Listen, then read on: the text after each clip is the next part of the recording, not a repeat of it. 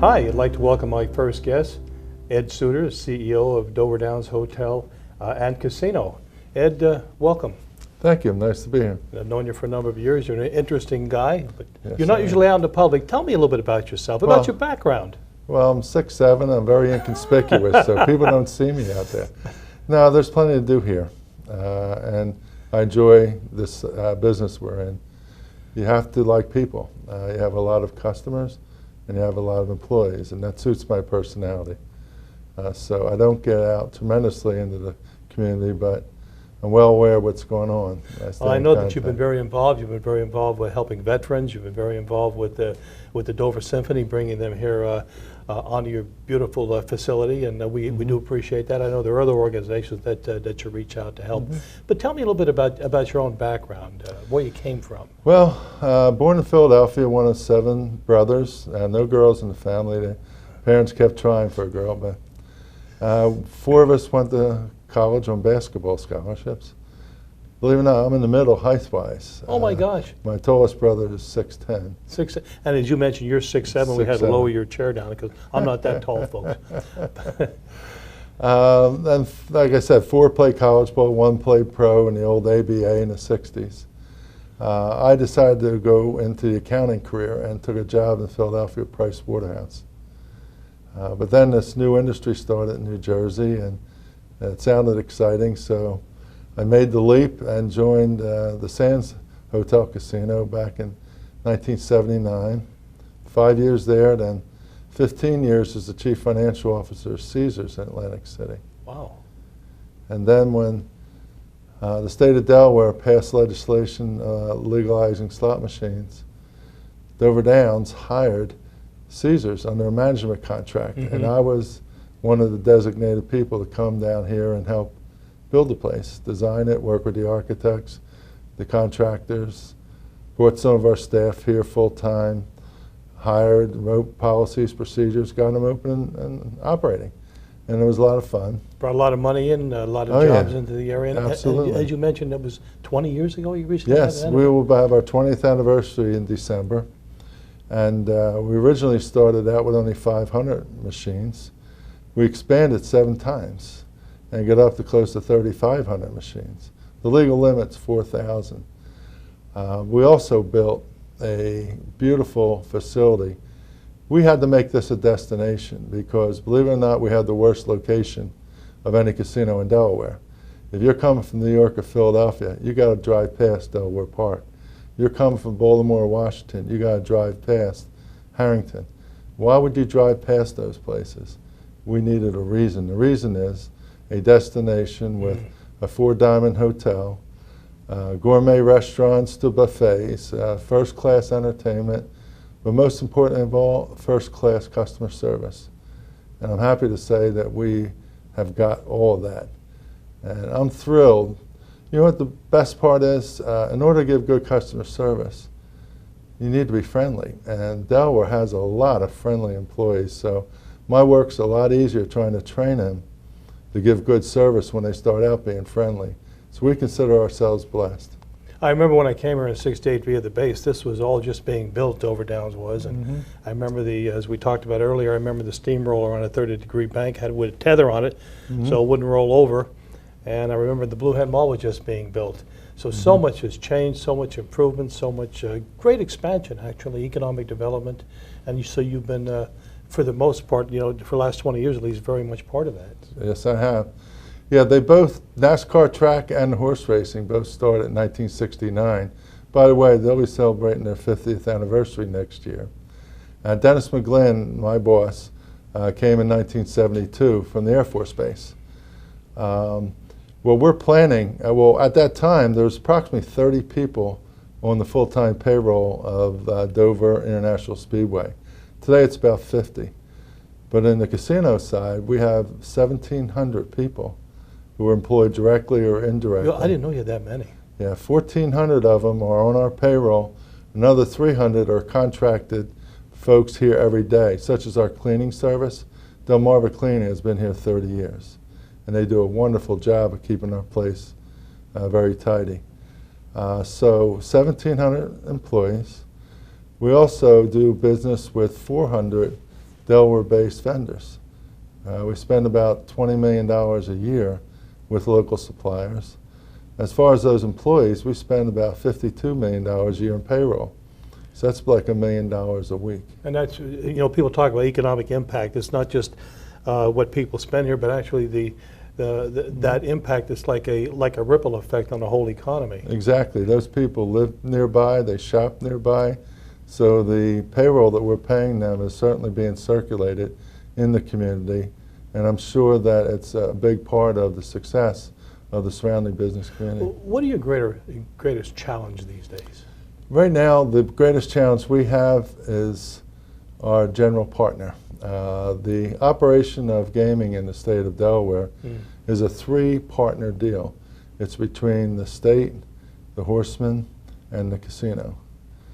Way back when we first started, the general partner, the state, took approximately 25% of the revenues right off the top.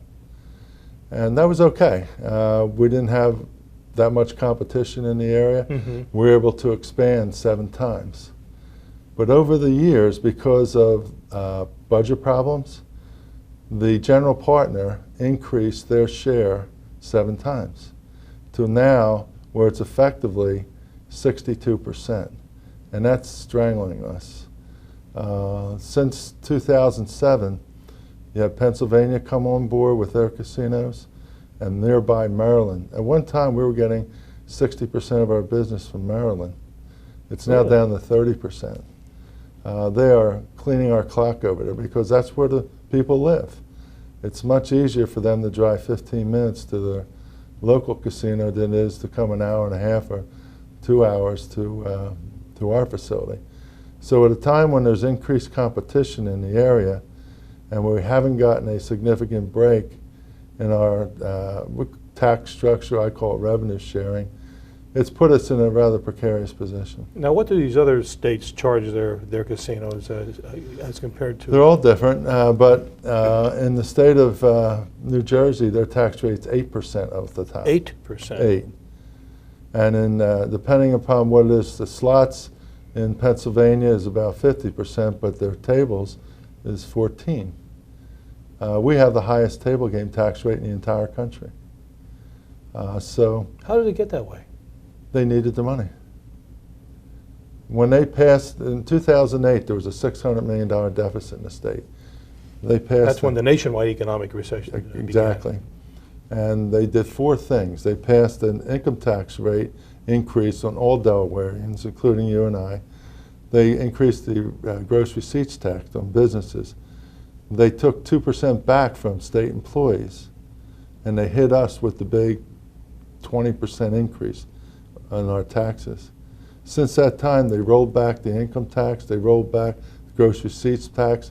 State employees that recouped their salaries and gotten raises over the year, they forgot one thing. We're still paying those rates. Now, granted, we did get a little bit of relief last year, and the state is now paying for some of the slot machine costs, which we were having to eat ourselves for many years. And we appreciate that. But we've reported losses last year. We reported losses in the first quarter of this year. We're a public company.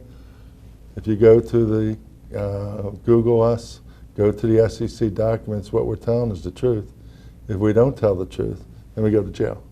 So there's an incentive there for us to be forthright. And I know that just like any kind of a business or hotel, you've got to continue to upgrade whether you have the customers or not, or whether you're bringing people in or not, because you can't leave a dirty old rug lying somewhere. I mean, that might be a poor example. That's right. But you've got to maintain your facility. You've got a beautiful facility here. Yeah, we did surveys for over years and years and years. Remember, 85% of our business is slots. Of that business, 60% is female. The average age is 58. When we ask them what's important to them, it's safety, cleanliness, and excitement. We've built a beautiful facility. This is very capital intensive. We spent over $300 million on this facility. But where we normally would spend $5 million a year in what I call brass and glass and carpet, just to people, we haven't been able to spend nearly that much in the past few years. Our hotel has been 8 years without being upgraded. We need to do that. And to do that's $8 to $10 million. So we're keeping it together, we're cleaning it. The folks are doing the best they can with what they have. But And how is your hotel business? Is it mostly full? yeah, I mean, it's a deceiving number. It's close to 90%. And hotels are, oh my goodness, 90%.